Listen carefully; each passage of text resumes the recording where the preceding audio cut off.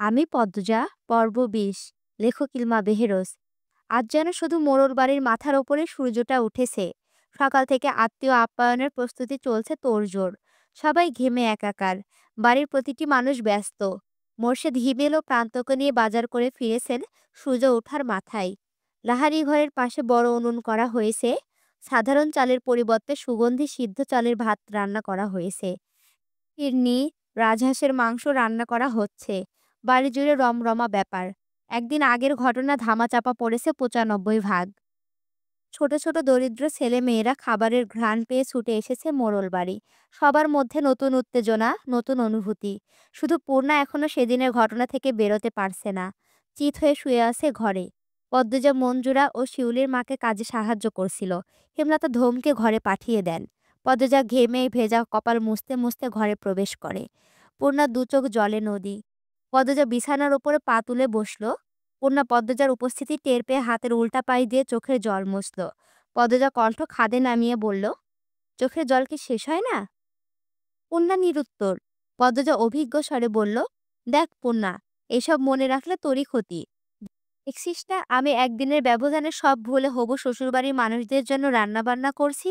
তুইও ভুলে যা। তোর বন্ধুরা আসছে, তুই নাকি তাদের ধমকে দিয়েছিস। এটা কিন্তু ঠিক হয়নি। পূর্ণা পদ্মজার দিকে তাকালো। দৃষ্টি ভীষণ শীতল। পদ্মজাকে বলল, সত্যি ভুলতে পেরেছ আপা? পদ্মজা সঙ্গে সঙ্গে উত্তর দিল, ভুলিনি, কিন্তু সহ্য করতে পেরেছি। তোর মতো চোখের জল অপাত্রে ঢালছি না। পূর্ণা উঠে বসে। একটা বালিশ বুকে জড়িয়ে ধরে দয়াসার ভাবে বলে, তুমি অনেক শক্ত আপা। আমি খুব দুর্বল, আমি ভুলতে পারছি না। পদ্মজা আর এই বিষয়ে কথা বাড়ালো না। পূর্ণার গা ঘেঁষে বসে ফিসফিসিয়ে বলল, গতকাল রাতে কি হয়েছে জানিস? কি হয়েছে? পদ্মজা চারিদিকে চোখ বুলিয়ে বলে, তোর নায়ক ভাইয়ের চিঠি আম্মার হাতে পড়ছে। পূর্ণা আঁতকে উঠে বলল, সে কি? কখন? কিভাবে? আর বলিস না। সেই দিন তুই নানার বাড়ি ছিলি। তখন চিঠি দুটি বের করেছিলাম, বারান্দার ঘরে বালিশের নিচে রেখে দেই। আর মনে নেই। এরপরে অঘটন ঘটে। এর পরের দিনই বিচার বসলো। চিঠির কথা ভুলেই গেলাম। বারান্দার ঘরে বসেছিলাম রাতে, তবুও মনে পড়েনি। আর আম্মা পেয়ে গেল। উত্তেজনায় ভয়ে পূর্ণার গলা শুকিয়ে গেছে। পূর্ণা প্রশ্ন করল, আম্মা কি বলছে? পদ্মজা ঠোঁট দুটি উল্টিয়ে কি যেন একটা ভাবে। এরপর ব্যথিত স্বরে বলল, তেমন কিছুই না। এই জন্য আরো ভয় হচ্ছে। কিছুই না? কখন হলে এইসব জিজ্ঞাসা করেছে? আমি বললাম, তুমি যা বলবে তাই হবে। এরপর আম্মা অনেকক্ষণ আমার দিকে তাকিয়েছিল। তারপর বলল, ঘুমা গিয়ে শেষ। দুই বোনে একসাথে চিন্তায় পড়ে গেল। কপালে ভাঁজ করে কিছু ভাবতে শুরু করলো। পূর্ণা বলল, আম্মা তোমার মুখ দেখে বুঝে গেছে তুমি লিখন ভাইকে ভালোবাসো না। পদ্মজা অন্যমনস্ক হয়ে বলল, মনে হয়। পূর্ণা খুব বিরক্তি নিয়ে বলল, লিখন ভাই এত সুন্দর, তোমাকে এত ভালোবাসে, তবুও কেন ভালোবাসলে না আপা? লিখন ভাইয়ের চিঠি তো ঠিকই সময় করে করে পড়তে। বিয়ে করতে সমস্যা কি? আম্মা দিলেই তো করব, সমস্যা নেই। তোমার এই ন্যাকার কথা আমার ভালো লাগে না আপা। পদ্মজা হেসে ফেলল পূর্ণার রেগে কথা বলা দেখে। পদ্মজা পূর্ণার এক হাত মুঠোয় নিয়ে বলল, গতকাল রাতে আম্মা আব্বার প্রতি ভালোবাসা সম্পর্কে আমাকে বলেছে। প্রথম দেখেই নাকি আপন আপন লেগেছিল। আব্বার জন্য আম্মা দিনকে রাত ও রাতকে দিন মানতেও রাজি ছিলেন। এতটা ভালোবাসতেন। আমার তেমন কোনো অনুভূতি হয়নি তোর নায়ক ভাইয়ের জন্য। প্রথম প্রথম কোনো পুরুষের চিঠি পেয়েছিলাম। সবকিছু নতুন ছিল। তাই একটা ঘোর নিয়ে নতুন অনুভূতির সাক্ষাৎ পাচ্ছিলাম। আম্মার ভালোবাসার কথা শোনার পর থেকে মনে হচ্ছে আমি ওনাকে ভালোবাসিনি। সবটাই মোহ ছিল। দূরে যেতেই ডুবে গেছে। তবে উনি খুব অসাধারণ একজন মানুষ ছিলেন। আম্মা ওনার হাতে তুলে দিলে আমাকে কোনো ভুল হবে না। কিন্তু এটা এখন কল্পনাতীত। পরিস্থিতি পাল্টে গেছে। আমার বিয়ে ঠিক হয়ে গেছে। পদ্মজার এত কথা উপেক্ষা করে পূর্ণা কটমট করে বলল, তোমার কি কালা চাঁদরে দেখলে আপন আপন লাগে? পদ্মজার চোখ ছোট ছোট করে জিজ্ঞাসা করল, কালাচাঁদ? কালাচাঁদ কে? পূর্ণা মিনমিনিয়ে বলল, তোমার হবু জামাই। তারপর গলা উঁচিয়ে বলল, আমিও কালা জানি, কিন্তু আপা, তোমার জন্য লিখন ভাইয়ের মতো সুন্দর জামাই দরকার। পদ্মজা এক হাতে কপাল চাপড়ে বলল, এখনো লিখন ভাই? যা, তোর সাথে তোর নায়কের বিয়ে দেব। এখন আই, ঘর থেকে বের হ। মুক্তা, মণি, রোজিনা আসছে, তোর সাথে কথা বলবে। আই, আই বলছি। পূর্ণাকে টেনে বের করলো পদ্মজা। সূর্যমামার রাগ কমেছে। মোড়বাড়ির মাথার ওপর থেকে দূরে গিয়ে দাঁড়িয়েছে। সদরঘর ভর্তি মানুষ। হাওলাদার বাড়ির বউদের গ্রামবাসী শেষবার তাদের বিয়েতেই দেখেছে। আবার দেখার সুযোগ হওয়াতে দল বেঁধে মানুষ এসেছে। লোকমুখে শোনা যায়, হাওলাদার বাড়ির মেয়ে বউদের সারা অঙ্গে সোনার অলংকার ঝলমল করে। মগা মদন সহ আরো দুজন ভাতৃমোড়ল বাড়ির গেটে দাঁড়িয়ে আছে, বাড়ি পাহারা দিচ্ছে। পদ্মজাকে শাড়ি পরাচ্ছেন হেমলতা। পদ্মজা এর আগে কখনো শাড়ি পরেনি। পূর্ণা প্রেমা ছোট হয়েও পড়েছে। পদ্মজার কখনো ইচ্ছেই করেনি। তাই সে হেমলতাকে বলল, প্রথম শাড়ি তুমি পরাবে আম্মা। শাড়ি পরানো শেষে চোখে কাজল এঁকে দেন। ঠোঁটে লিপস্টিক দিতে গিয়েও দিলেন না। মাথার মাঝ বরাবর সিথি করে চুল খোপা করতেই পূর্ণা ছুটে আসে, হাতে শিউলি ফুলের মালা। হেমলতা মৃদু ধমকের স্বরে বললেন, এতক্ষণ লাগে? হেমলতার কথা বোধহয় পূর্ণার কানে গেল না। পূর্ণা চাপা উত্তেজনা নিয়ে বলল, আল্লাহ, আপারে কি সুন্দর লাগছে। পদ্মজা লজ্জায় মিয়ে গেল। চোখ মুখে লাল আভা ছড়িয়ে পড়ে। হেমলতা পদ্মজার খোপায় ফুলের মালা লাগিয়ে দিয়ে বললেন, শুধু রূপে চারিদিক আলো করলে হবে না, গুণেও তেমন হতে হবে। পদ্মজা বাধ্যের মতো মাথা নাড়ালো। তখন হুড়মুড়িয়ে সেখানে উপস্থিত হলো লাবণ্য। দৌড়ে এসে পদ্মজাকে জাপটে ধরে। এক নিঃশ্বাসে বলেও ফেলল, আল্লাহ, পদ্ম তুই আমার ভাবি হবি? আমার বিশ্বাসই হইতাছে না। মনে হইতেছে স্বপ্ন দেখতাছি। ইয়া মাবুদ, শাড়িতে তোরে পরি লাগতাছে। বাড়ির সবাই ফিট খাইয়া যাইব দেহিস। পদ্মজা কি বলবে ভেবে পেল না, শুধু হাসলো। হেমলতা পদ্মজার মাথায় ঘোমটা টেনে দেন। লাবণ্যকে বলেন, তোমার সইকে নিয়ে যাও। পদ্মজা হেমলতার হাতে হাত রেখে অনুরোধ করে বলল, আম্মা, তুমি আসো। হেমলতা হাসেন। পদ্মজার মাথায় এক হাত রেখে বলেন, কয়দিন পর থেকে এরাই তোর আপন, মা পাশে থাকবে না। পদ্মজার চোখ দুটি ছলছল করে ওঠে। ছলছল চোখ নিয়ে তাকিয়ে রইল মায়ের দিকে। পদ্মজাকে নতুন বউ রূপে দেখে হেমলতার বুকে ঝড় বইছে। এরা কয়দিন পর আলাদা হয়ে যাবে। 2 মাস আগে হলে তিনি 7 রাজার ধনের বিনিময়ে ওই মেয়ের বিয়ে দিতেন না। আমি আসছি। লাবণ্য, যাও তো, নিয়ে যাও। পূর্ণা, তুইও যা। লাবণ্য পদ্মজাকে নিয়ে যায়। পদ্মজার বুক ধড়ফড় করছে। মায়ের যেন কি হয়েছে। সে পেছন ফিরে তাকায়। সাথে সাথে হেমলতা অন্যদিকে ঘুরে তাকান। চোখ থেকে 2 ফোঁটা জল গড়িয়ে পড়ে। তিনি দ্রুত তা মুছেন। সদরঘর কোলাহলময় ছিল। পদ্মজা ঢুকতেই সবাই চুপ হয়ে গেল। লাবণ্য পদ্মজাকে ছেড়ে ভারী আনন্দ নিয়ে বলল, আম্মা, কাকিমা, ভাবি, আপারা এই যে পদ্মজা, আমার নতুন ভাবি। পদ্মজা চোখ তুলে তাকালো। অলংকারে জ্বলজ্বল করা 5 জন নারীকে দেখে যেন চোখ ঝলসে গেল তার। সবাই তার দিকে মুগ্ধ হয়ে তাকিয়ে আছে। পদ্মজা চোখ নামিয়ে ফেলল।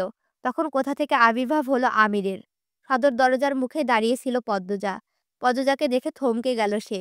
পদ্মজার পরনে খয়েরি রঙের জামদানি শাড়ি। শাড়িতে কোনো মেয়েকে এত সুন্দর মনে হতে পারে এর আগে অনুভব করেনি আমির।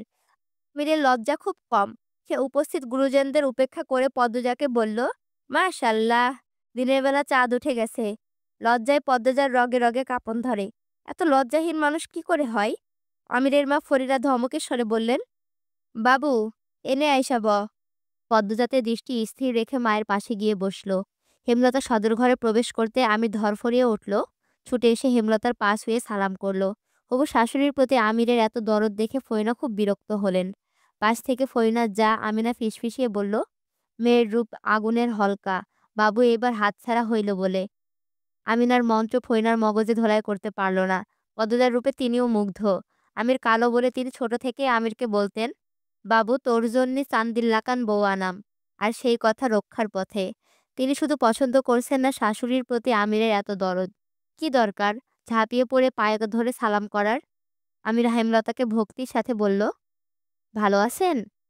হেমলতা মিষ্টি করে হেসে বললেন, ভালো আছি, যাও গিয়ে বসো। আমির বাধ্যের মতো মায়ের পাশে গিয়ে বসল। মজিদ মাতব্বর মোরশেদের সাথে বাইরে আলোচনা করছেন। আর কোনো পুরুষ আসেনি বাড়িতে। এরা বাড়িতে আয়োজনে ব্যস্ত। মুহূর্তেই পদ্মজার সারা অঙ্গ সোনার অলংকারে পূর্ণ হয়ে উঠল। রূপ বেড়ে গেল লক্ষ গুণ। যার কোনো সীমা নেই। যার সাথে পদ্মজা কথা বলছে সে এগিয়ে এসে বালা নয়তো হার পরিয়ে দিচ্ছে। কি অবাক কাণ্ড! সবাই আড্ডা দিচ্ছে। পদ্মজা চুপ করে বসে আছে। কেউ কিছু প্রশ্ন করলে উত্তর দিচ্ছে। লাবণ্য একজনকে উদ্দেশ্য করে বলল, রানী আপা, বাড়ির পিছনে যাইবা? রানী গদগদ হয়ে বলল, যাব। তার খুশির কারণ লাবণ্য কিছুটা ধরতে পেরেছে। রানীর একজন প্রেমিক আছে, তাই সুযোগ খুঁজে দেখা করার। যেখানেই দাওয়াত পড়ে সেখানেই তার প্রেমিক উপস্থিত হয়। লাবণ্য সবার কাছ থেকে অনুমতি নিয়ে পদ্মজা, পূর্ণা, রানীকে নিয়ে বাড়ির পিছনে আসে। রানী বাড়ির পিছনে এসেই ঘাটের দিকে ছুটে যায়। একটা নৌকা এসে ভিড়ে। নৌকায় কে ছিল দেখা যায় না। রানী নৌকায় উঠে পড়ে। কারোর সাথে বিরতিহীনভাবে কথা বলছে শোনা যাচ্ছে। পূর্ণা লাবণ্যকে প্রশ্ন করল, লাবণ্য আপা, রানী আপা কার সাথে কথা বলছে? আব্দুল ভাইয়ের সাথে। কোন আব্দুল? যার কথা ভাবছিস? কথা শেষ করে লাবণ্য চোখ টিপল। পূর্ণা অবাক হয়ে বলল, মাস্টারের সাথে? লাবণ্য হাসে। রানী এগিয়ে আসে। লাবণ্য বলে, কথা শেষ? হ, চইলা গেছে। রানী পদ্মজার দিকে তাকিয়ে বলল, মাশাল্লাহ, তুমি এত সুন্দর, আমার কোলে নিয়ে আদর করতে মন চাইতেছে। পদ্মজা মুচকি হেসে বলল, আপনি অনেক শুকনা, আমাকে কোলে নিতে পারবেন না। শুকনা হতে পারি, শক্তি আছে। রানীর কথা বলার ঢঙ্গে সবাই হেসে উঠল। পূর্ণা আমিরকে দেখে পদ্মজার কানে কানে বলল, আপা, তোমার কালা চাঁদ আসছে। পদ্মজা পূর্ণাকে চোখ রাগিয়ে বলল, কি সব কথা? ওনার বোনরা আছে না? লাবণ্য, রানী যা এখান থেকে। আমিরের আদেশ শুনে লাবণ্য রানী খুব বিরক্ত হলো। রানী কাঁদো কাঁদো হয়ে বলল, যা ভাই, থাকি না। আমির চোখ রাঙিয়ে তাকালো। ধমকের স্বরে বলল, যেতে বলছি যা। লাবণ্য বিরক্তিতে ইস বলে পদ্মজাকে বলল, আই, অন্যখানে যাই। পদ্মজা থাকুক, তোরা যা। আমিরের কথা শুনে বেশ চমকালো পদ্মজা। লাবণ্য ফোঁস করতে বলল, কেন কেন? পদ্মজা, পূর্ণা অন্যদিকে ফিরে আসে। আমি দৃষ্টি কঠোর করতে লাবণ্য রানী চলে গেল। পূর্ণা চলে যেতে চাইলে পদ্মজা পূর্ণার হাত চেপে ধরে। পূর্ণা পদ্মজার হাত ছাড়িয়ে ধীর কণ্ঠে বলল, একা থেকে তোমার কালাচাঁদরে ভালোবাসা খাও। সি! পূর্ণা ছুটে চলে গেল। আমির পদ্মজার পাশে এসে দাঁড়াতে পদ্মজা বলল, বিয়ের আগে গুরুজনদের না জানিয়ে এভাবে একা কথা বলা ঠিক না। কি হবে? পদ্মজা কিছুক্ষণ নীরব থেকে বলল, কলঙ্ক লাগবে। আর কি বাকি আছে? পরিমাণ না বাড়ানোই ভালো। পদ্মজার কথা বলতে একটুও গলা কাঁপেনি। বাড়ির ভেতরে চলে আসার জন্য পা বাড়াতে আমি পদ্মজার হাত থাবা দিয়ে ধরে আবার ছেড়ে দিল। পদ্মজা ছিটকে দূরে গেল। আমির বলল, তুমি সত্যি একটা পদ্মফুল পদ্মাবতী। এই জন্য লিখনসার মতো সুদর্শন যুবক তোমার প্রেমে পড়েছে। দেখা হওয়ার পর এই প্রথম পদ্মজা চোখ তুলে তাকালো। পরপরই চোখের দৃষ্টি সরিয়ে ছুটে বাড়ির ভেতরে চলে গেল। আমির অনেকক্ষণ সেখানে দাঁড়িয়ে ছিল। দেখতে দেখতে সন্ধ্যা ঘনিয়ে এলো। এবার আত্মীয় বিদায়ের পালা। যাওয়ার পূর্বে লাবণ্য একটা কাগজ পদ্মজার হাতে গুজে দিয়ে বলল, দাভাই দিয়েছে। ঘুমাবার আগে পদ্মজা কাপা হাতে কাগজটির ভাঁজটি খুলল। কাগজটিতে যত্ন করে লেখা, সারা অঙ্গ কলঙ্কে ঝলসে যাক, তুই বন্ধু আমার থাক।